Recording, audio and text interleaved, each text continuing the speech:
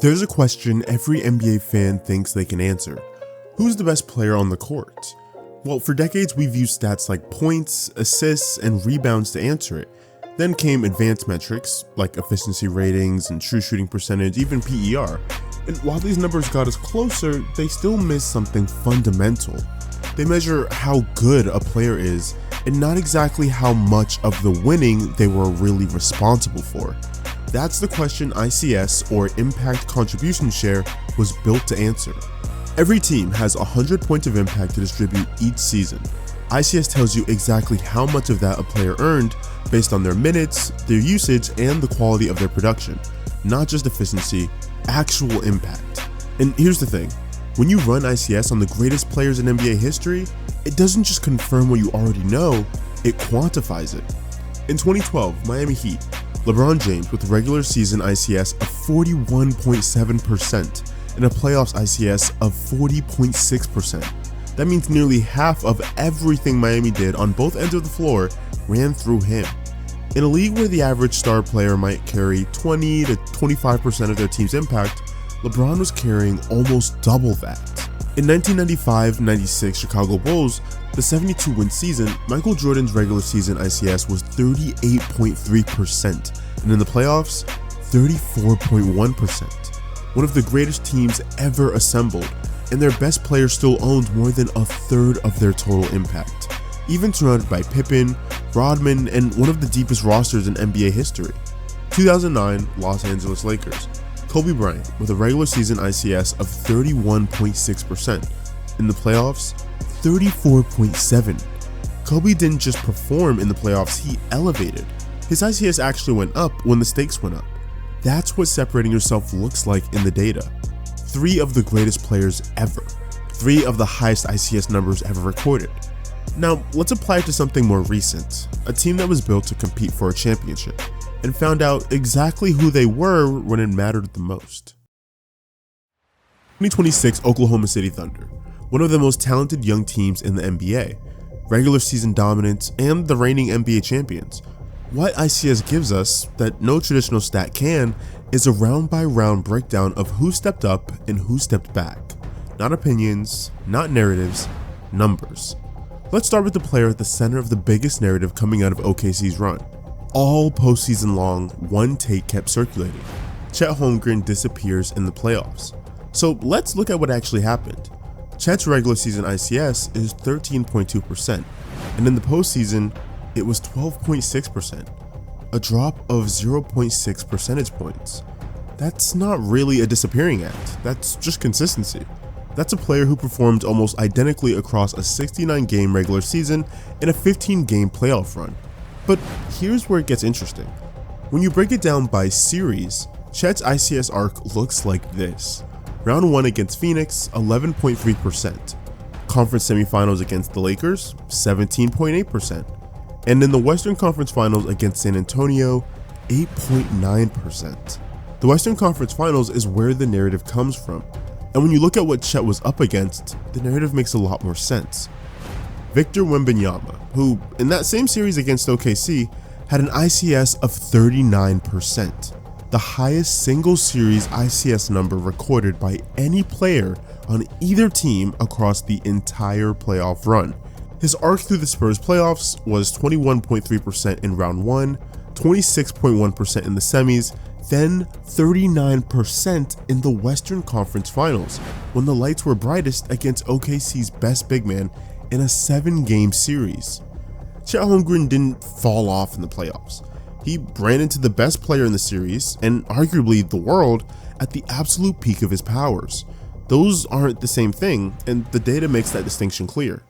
If there's one player on OKC's roster whose playoff story deserves more attention, it's Alex Caruso. Regular season ICS of 3.6%, but in the postseason it jumped to 10.7%, an increase of 7.1 percentage points, the biggest positive swing on the entire team. But here's what makes it even more remarkable. His ICS in the Western Conference Finals actually ranked him above SGA. Now, before you stop the video, here's why that actually makes a lot of sense. The series ICS isn't just minutes played, it's what you did with those minutes that matters the most. Caruso played 183 minutes in the Western Conference Finals, fewer than SGA's 265, but what he produced per minute, combined with his defensive impact and offensive efficiency, gave him a higher share of OKC's total impact in that series. He was simply doing more with his time on the floor than their franchise player was. And that's not a knock on SGA. It's a signal of how much Caruso elevated and how much Shea's output declined when it mattered most. Jared McCain actually told a similar story.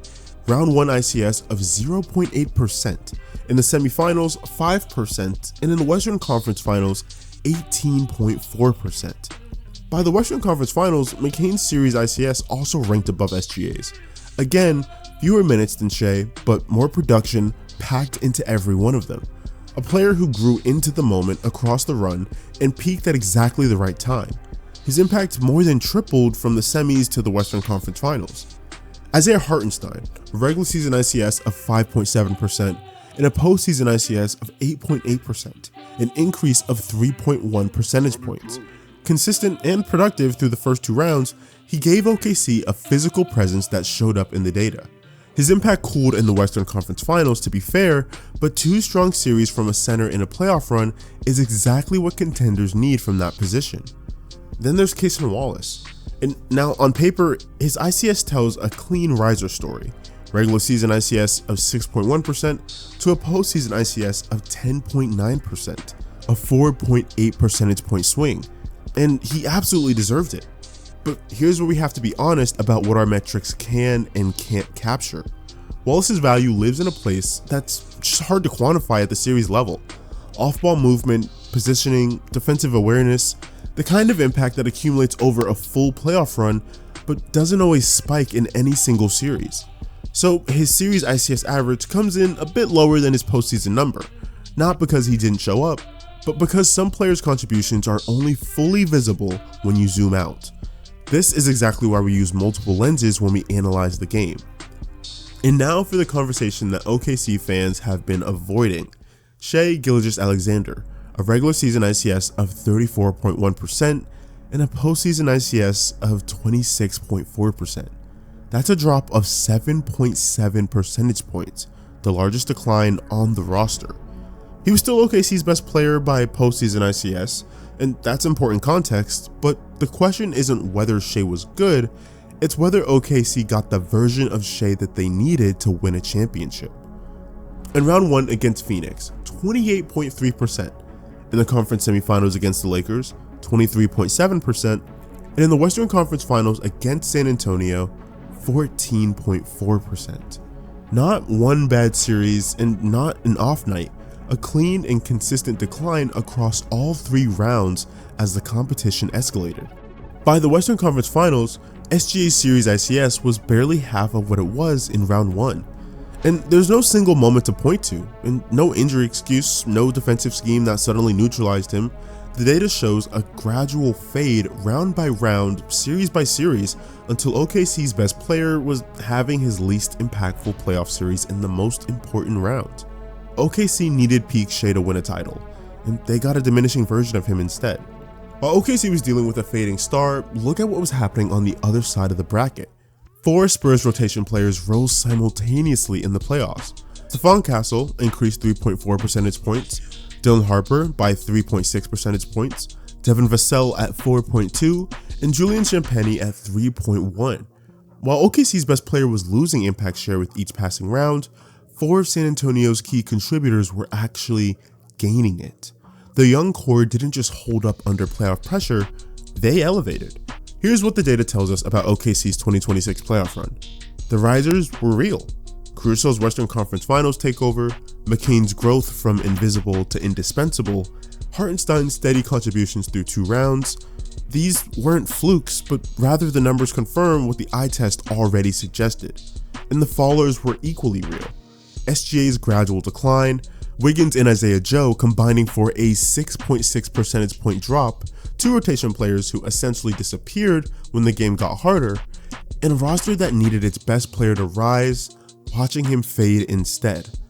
Against San Antonio, OKC ran into a team that elevated collectively, led by a 22-year-old who posted the highest single series ICS of the entire playoffs in the most important series of the year. The gap between those two teams wasn't talent, it was just trajectory. San Antonio was rising and OKC was leveling off, and ICS shows us exactly where the ceiling was. Every player on every team has a full ICS breakdown on Hooper Labs, regular season, postseason, and right now we're working on series by series. It's all there. Now let us know which team's playoff run do you want us to break down next. And if this is the kind of data-driven breakdown that you've been looking for, well, you already know what to do. Thanks for watching.